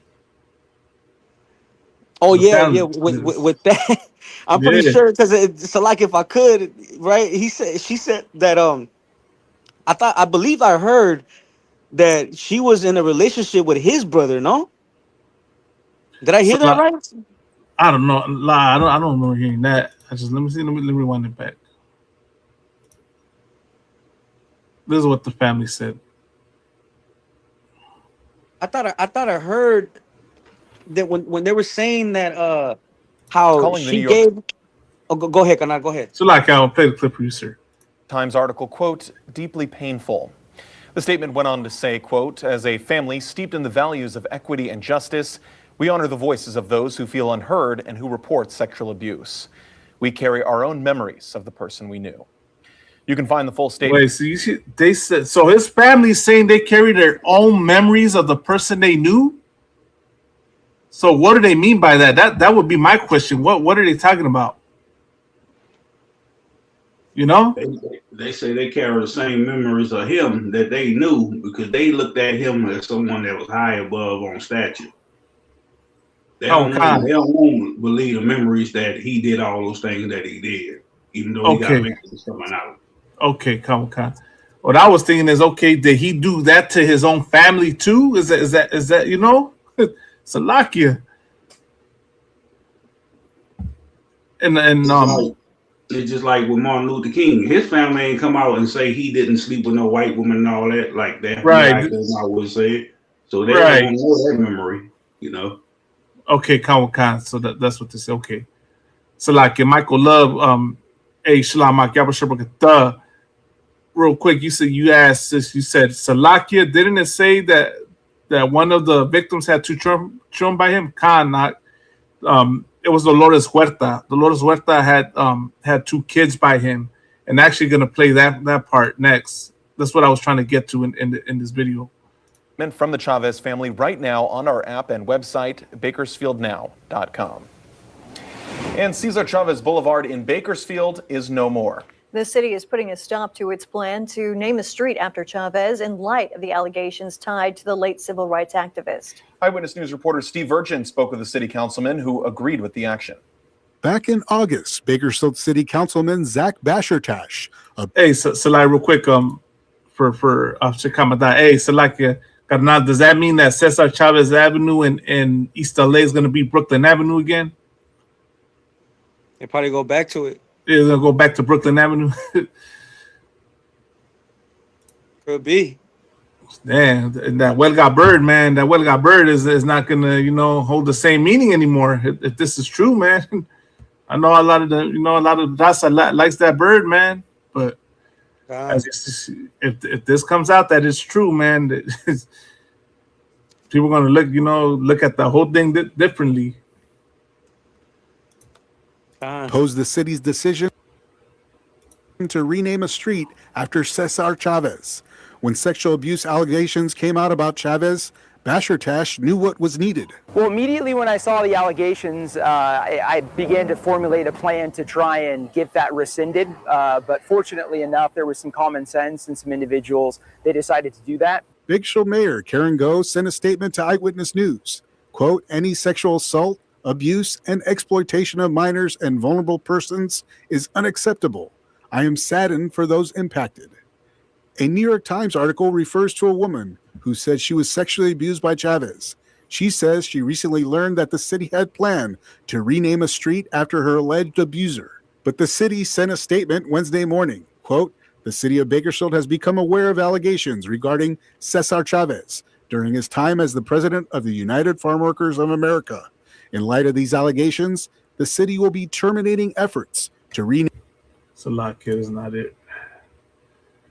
As you see, right now they're changing the names to the streets. Like there was a video I played earlier where on my page I have it actually a sister they're painting over his mural. Like a lot of people are saying don't judge and you're rushing to judgment, but you know what? And this is something that's heavy, and this is where I'm glad I'm in the ISUPK and I'm learning the truth, because what's being demonstrated, right, with the Raza and the way they're reacting to these allegations with Cesar Chavez changing the names to the streets, taking his murals down, saying they're going to stand with the victims. You know what that shows me, Arawanium? Go ahead, Carnal. It shows me that us as so-called blacks, Hispanics, and Native Americans, we have something that America does not have, which is morality. Because if one of our higher-ups that we see, that we see in high regard, does something horrible, we're quick to cancel them. We're quick to speak out. We might have that problem of respect of persons, right? But there's also being shown that there's many people that do not have that and will not support Cesar Chavez, will take down his murals and speak out against him. Meanwhile, in America, a president is getting accused of the same thing. Proof has came out that he's been on that island, on Epstein's island. Has had accusations of similar things, and no one dares demand that he step down as president. America's not willing to give up its president's day because of the evil that these past presidents have done. Meanwhile, for Mexicans, one of their held revolutionary leaders does something bad, and the Raza's not protesting the cancellation of Cesar Chavez Day. Why? Because so-called blacks, Hispanics, and Native Americans have morality versus America, which has none. And I learned that being in here, Salakia. Damn right, but you speaking the truth, because what Trump said, grab him by the coochie. Right. They forget about that. They don't give a damn. Don't forget about all them felonies he got it or nothing like that. They still made him president. Right, sir. But they own people gonna love their own people. Our people have a hatred against each other, you know what I'm saying? The way we'll bring each other down. And if you're wrong, you should be brought down. I'm not saying, I don't know if he did it or not, but it came out. But at the same time, he spoke against his own people, which made him look suspect. Right. You got it. So, like, yeah, I think this is a clip right here. I just want to play this clip because I wanted to play the part where Dolores Huerta goes into, you know.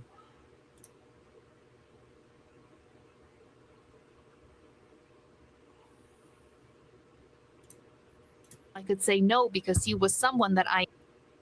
Chavez.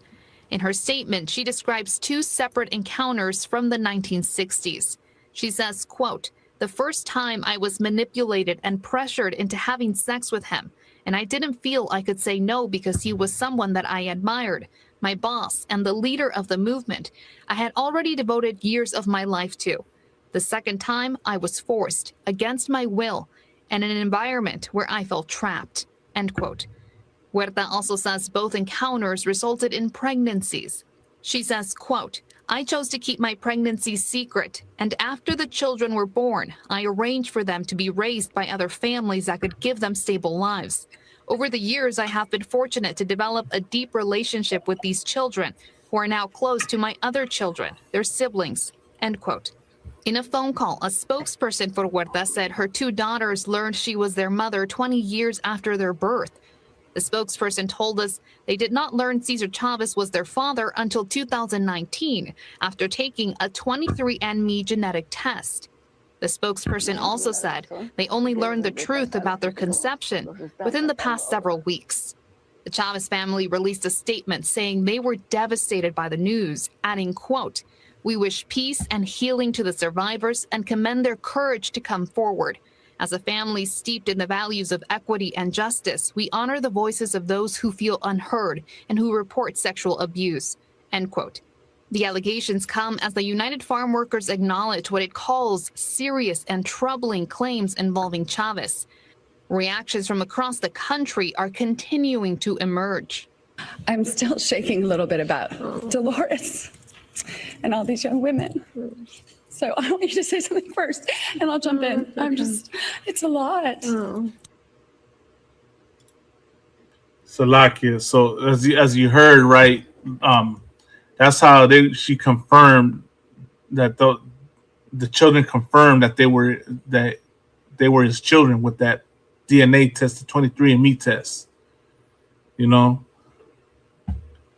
And as you're hearing from the organization, from the family, like they're not denying this, right? They're not saying we never heard of these allegations. They're not saying, you know, we know that no way he didn't do this. You know, they're apologizing and standing with the victims. So what does that say? That, you know, like, is this really a conspiracy against Cesar Chavez to you know, take away Cesar Chavez Day? Or did this actually happen? You know? Did this really actually happen? Did he really do these things?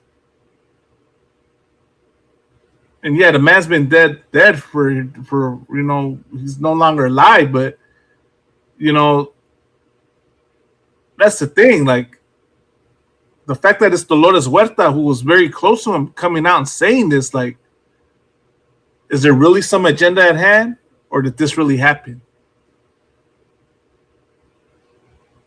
I don't know. What do y'all brothers think? I mean, shit. I can't really speak on it because, you know, yeah, we can only go off what we hear. Right. You know, if that's his kids, that's his kids. You know what I'm saying? And she knew this, she should have came out with it. Don't wait to go to Esau at the end of the day after he unalive, and then you want to come out and expose it. You're supposed to do this from the beginning. Con. You got it. So, like, yeah, Shakamada, anything you wanted to say? Yeah, no, I was saying the same thing. Like, you know, we can't say if he did it or not. I mean, for sure, you know, the clip that he called illegals wetbacks, you know, that for sure. Yeah, right. You know what I mean? He's on tape. He's on the record stating that. But, you know, this right here, her company, she's like 95 years old. He died in 93. And, you know, all of a sudden, you know, you're saying this. You know, why not say it, you know, a few years ago? Why not, you know, why say it when, you know, now I guess that what they honor him? Is there a day for him or something like that? Yeah, at the end of the month is César Chávez Okay, Day, which is March right. So 31st. like why now, you know, he's going to be honored, and you know, now they come in, they're exposing it. Why not expose it like the beginning of the year, or at the end, you know, at the fall of last year, or you know, some what have you? Like why now? You understand? But yeah, again, I can't say he did it. I can't say he didn't do He it did either. or he didn't. Right. I don't Yeah, know. you know, but if he did, he was wrong, and she should have exposed him from the beginning. You know, and Come. you know that's the one thing that brothers and sisters need, the wisdom of the Most High, because if they would have had the wisdom of the Most High, he would have been exposed, and that demon would have not grown and spread, right? And it, you know, and that's the one thing that we have to expose predators. We have to Right. expose traitors. We have to expose, you know, anybody that's against righteousness. So You like, understand? That's yeah. it. Go ahead, Kyle. Now, if I could, I'm gonna pull out a scripture because, you know, let me say this: if you don't expose it, the Lord will expose it. You know. And where's that precept? It's is it Luke? Yeah, Luke 12 and 2. I'm gonna pull it real quick.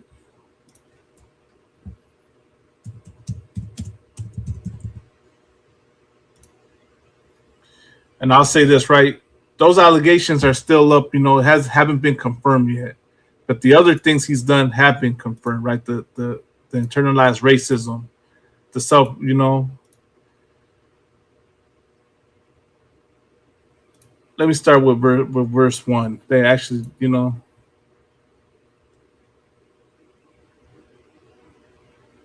Also, like from Michael Lewis said, if I may, I want to say Salaki to Officer Matabar for not saluting him. If that was him at the school last Sabbath, you just Salaki.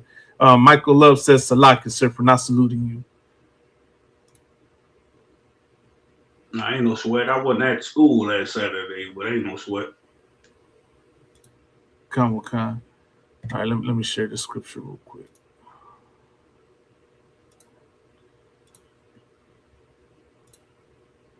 This is Luke 12 and 1. It says, in the meantime, when there were gathered together an innumerable multitude of people, insomuch that they trode one upon another, he began to say unto his disciples, first of all, beware ye of the leaven of the Pharisees, which is hypocrisy. I'll say this, right? I can't compare César Chávez to a modern day Pharisee because he is a hypocrite. You understand? He's a hypocrite in that he was displaying the same discrimination and the same hatred that he was shown and that he claimed to be fighting against unto his own brothers and sisters that were undocumented. You understand? Calling them racial slurs when he was called that. So and he claimed to be against it, but he was doing the same thing. So he was a hypocrite.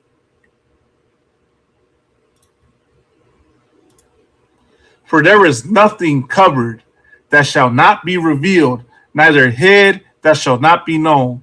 Now, we don't know whether it happened or not, but let's just say it did happen, right? As you see, Dolores Huerta try to cover it up and keep it hush. And now it's coming out. Now you have other victims. Now it's being brought out that allegedly the UFW knew about it and did nothing. They tried to hide it, but it still came out because the Lord, you know, if this is true and it happened and this is being exposed, the Lord exposed it. The Lord brought it out. Right? There shall not be revealed, neither hid, there shall not be known. For there is nothing covered that shall not be revealed, neither hid that shall not be known. Therefore, whatsoever ye have spoken in darkness shall be heard in the light. And that which ye have spoken in the ear and closets shall be proclaimed upon housetops. That Salakia, correct me if I'm wrong, I don't want you, but it says, therefore, whatsoever ye have spoken in darkness shall be heard in the light. That interview where he was saying those things was a lost interview. He was trying to, I think they were trying to hide that tape, but it got it released. Salakia, Officer Matabar and Officer Kamada. Hey, damn right, man. Same thing with what happened with Martin Luther King. Right. You got it. It says, and that which ye have spoken in the ear in closets shall be proclaimed upon housetops. This video came out on YouTube for everyone to see, right? I'm assuming Salaki, if I got it wrong, but you're saying it in the closet, but it's proclaimed upon the housetops where everybody could hear. You thought it was going to be hidden inside the closet, but it's on the housetop where everyone could hear and everyone finds out.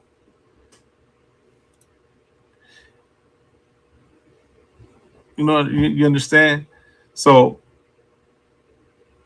that was it for that part. You can't hide nothing. Everything you do, the Lord will, the Lord sees it. You think you're hiding, you think you're doing something in secret. There's an angel right there looking at everything you do, documenting what you do, and then takes it back and reports it to the Lord. You understand?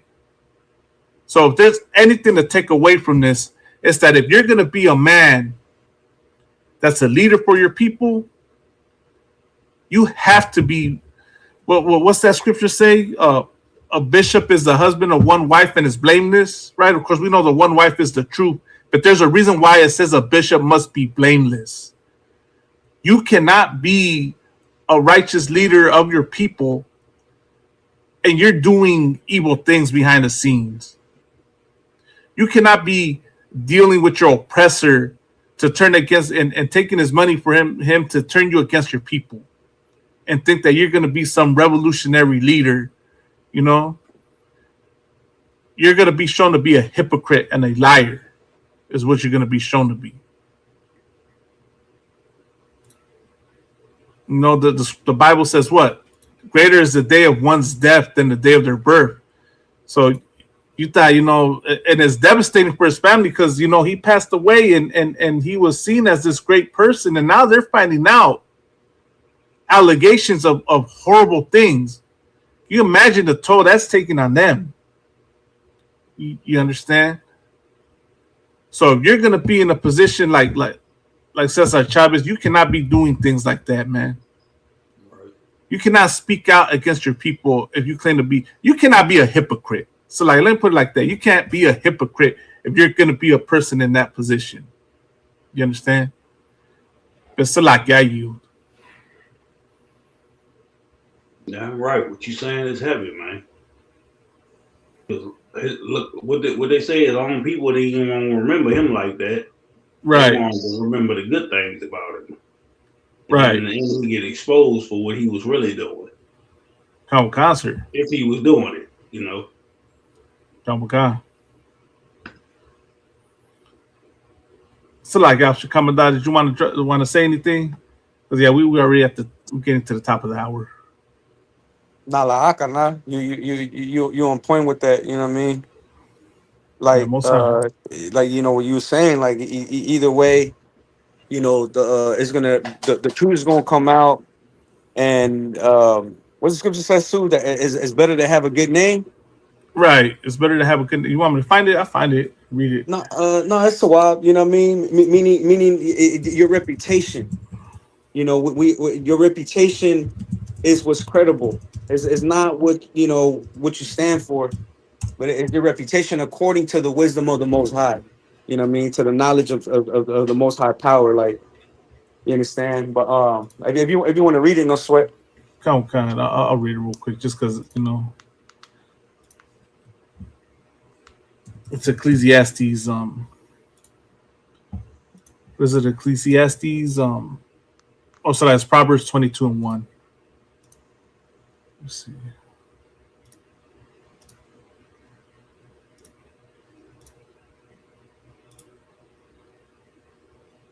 Share it.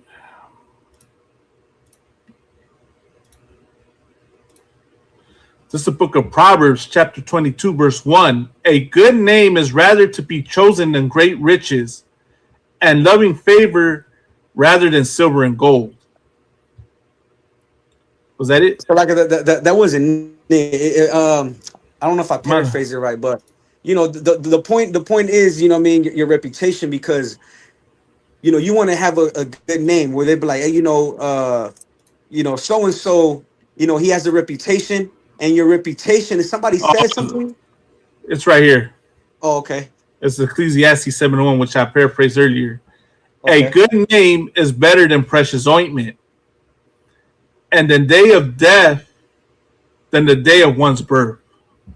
Khan, you know what I'm saying? And a good name, meaning your reputation. It's better to have a good reputation because you don't know what's going to be said of you when you die. But if you have a good reputation, we're going to know, like, hey, you know what? He wasn't even like that. That's a lie right there. But because of the things he said and the way he was moving, it could be true what Dolores Huerta is saying. Right. You know what I'm saying? Because he didn't have a good reputation, and his name wasn't, you know, a good standing. And that's the reason why we can't say he did it or he didn't say it. But it's better to have a good name. It's better to have a reputation according, again, to the knowledge and wisdom of the Most High. That way, everybody tries to make an allegation about you, then be like, nah, I know this brother's reputation. Right. He never moved like that. He never you know, talk like that, or what have you. You understand? I yield. So like, if I could, I'm not right. And if I could, Officer Matabar, I want to say this real quick, right? I'll give you an example. Recently, they tried to do a smear campaign on Commanding General Yohana, where they came out with allegations and claims against him, but he was able to stand on him because the men around him know him, and were able to show how these allegations were lies. You understand? General Muhammad brought out the proof of how it was a lie. General Katunkabar came out with the proof that it was a lie, right? They tried and showed how they tried to fake a profile. General Katunkabar said, apparently saying that he had the inside scoop and whatnot, but he was able to show how it was a lie, and Commander Johanna was able to clear his name. You understand? Now look at what's happening with César Chávez. He of course he's not alive, but his name got stained, and people are claiming it's a smear campaign, but his reputation is not the greatest right now because of the things he said and did. His family knows him, and look at how his family can't even defend him. You understand? They can't even defend him. Right. And that's too. Shit, I've been in the school since the end of 2013. They've been trying to come out with a smear campaign against the generals, and none of that was never hold weight. Kawakan. They always failed since they tried. Kawakan. And if I could say, it shows you who the Lord is with. You understand? The Lord is with Commanding General Yohana. The Lord is with the ISUPK. And Salaki, this is going to break hearts. But obviously, the Lord is not with the UFW. The Lord is not with any other movement outside. Why? Because the way y'all move out there, man. And I understand it's offensive. You understand you don't like hearing that, but I'm just telling you the truth, man. The Bible says you shall know them by their works. Our works, speak for themselves, man. Salakia, got a question from Michael Love. He says, Salakia, sir, Proverbs 22:1 is a precept for that Pastor Jamal Bryant for taking that money to stop the Target boycott.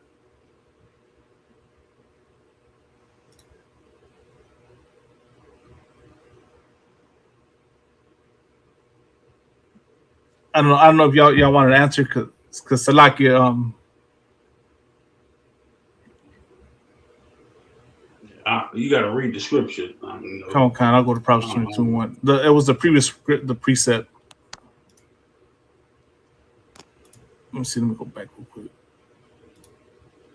It says Proverbs 22:1. It says, a good name is rather to be chosen than great riches, and loving favor rather than silver and gold. So I think he's asking, is Proverbs 22:1 a precept for that Pastor Jamal Bryant for taking that money to stop the Target boycott? because it says a good name is rather to be chosen in great riches and loving favor rather than silver and gold. Yeah, if he took that money, then he ain't got no good name. Khan. When I would have said right for Jamal Bryant is a gift destroyed the heart. Salakia. And that's you're right. It's the same thing. He took that money. He ain't got a good name. That gift destroyed his heart. So it's the same thing. Khan. Yeah, sell out. He gonna continue to sell out.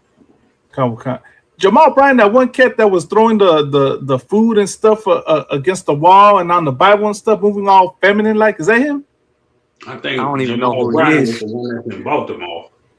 Okay, because there was a pastor that got mad about the Drewski video, the Drewski skit, right, where he did the Christian, of the Christian church, and he was like moving all zesty like and throwing food on the, Yeah, I ain't see the video, but he probably the same person.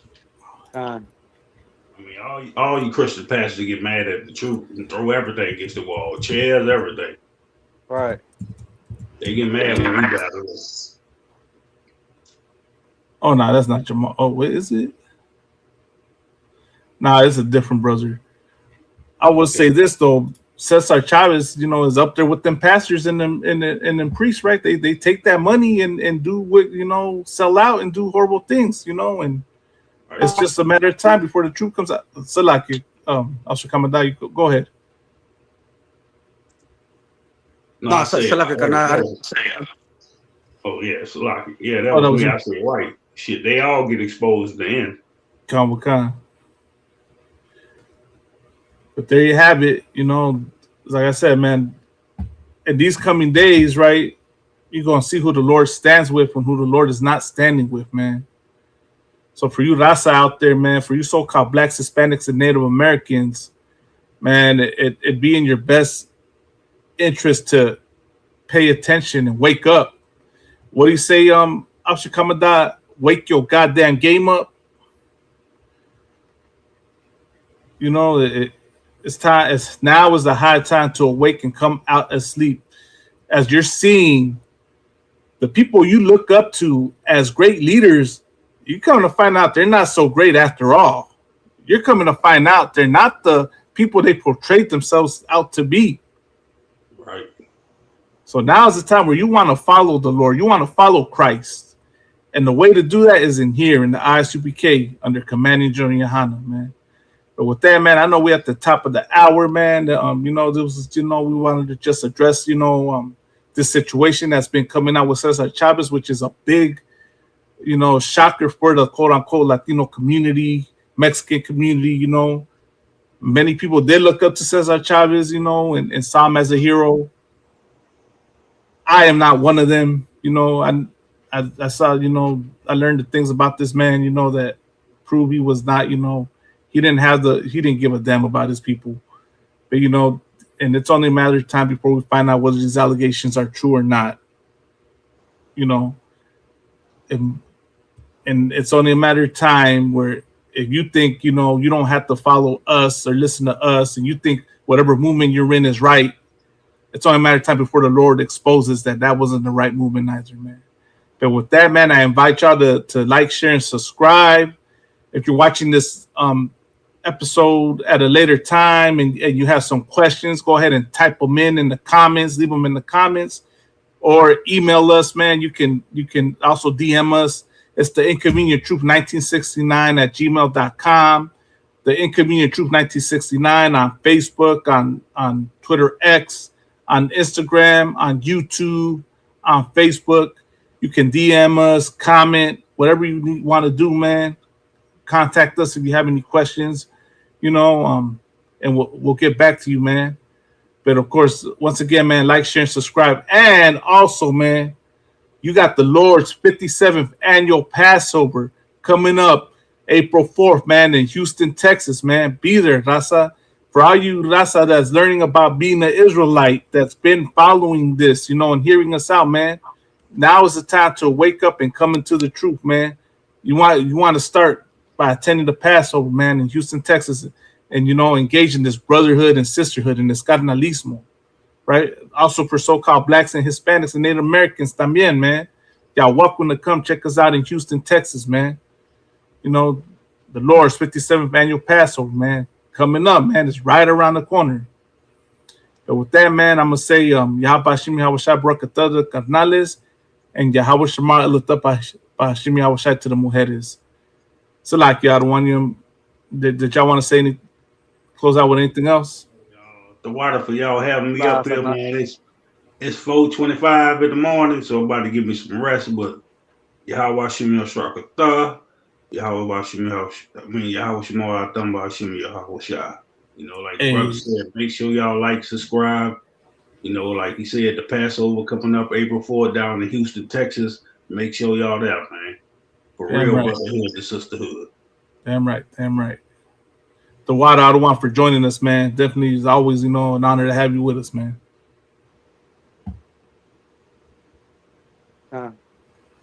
Shalom, Israel. Hey, shalom Israel. Shalom Canales y Mujeres. We'll be back at it again next week, Lord allow, man. Shalom.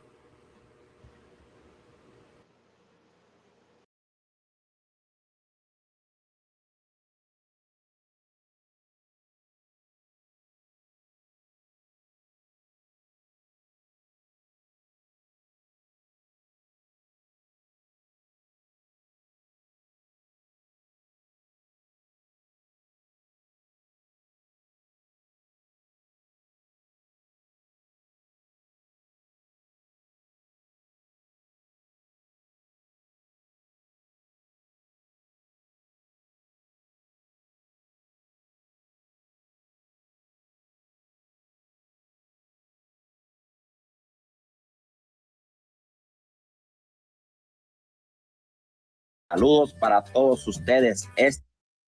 Saludos a toda la raza, a todo negro, latino, hispano y indio indígena que se encuentra en las Américas.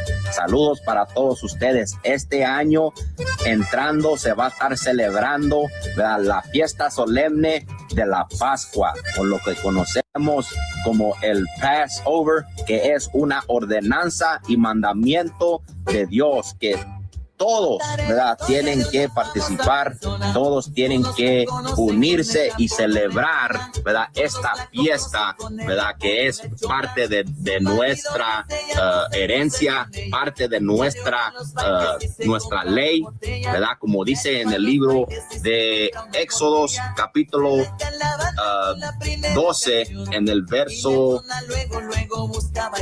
14, dice: y este día os será en memoria y lo celebraréis como fiesta solemne para Yahweh durante vuestras generaciones. Por estatuto perpetuo lo celebrarás. Así que ya saben, mi raza, mi gente, ¿verdad? En este año entrando se va a celebrar, ¿verdad?, la Pascua del Señor, ¿verdad? Todo mentado negro, latino, hispano, ¿verdad?, es ordenado a ir. Este año, como ven, va a ser en Houston, Texas, ¿verdad? Para todos los que puedan ir, vénganse. Ahí estaremos celebrando, ¿verdad?, desde el miércoles hasta toda la semana. Así que ahí nos vemos. Shalom.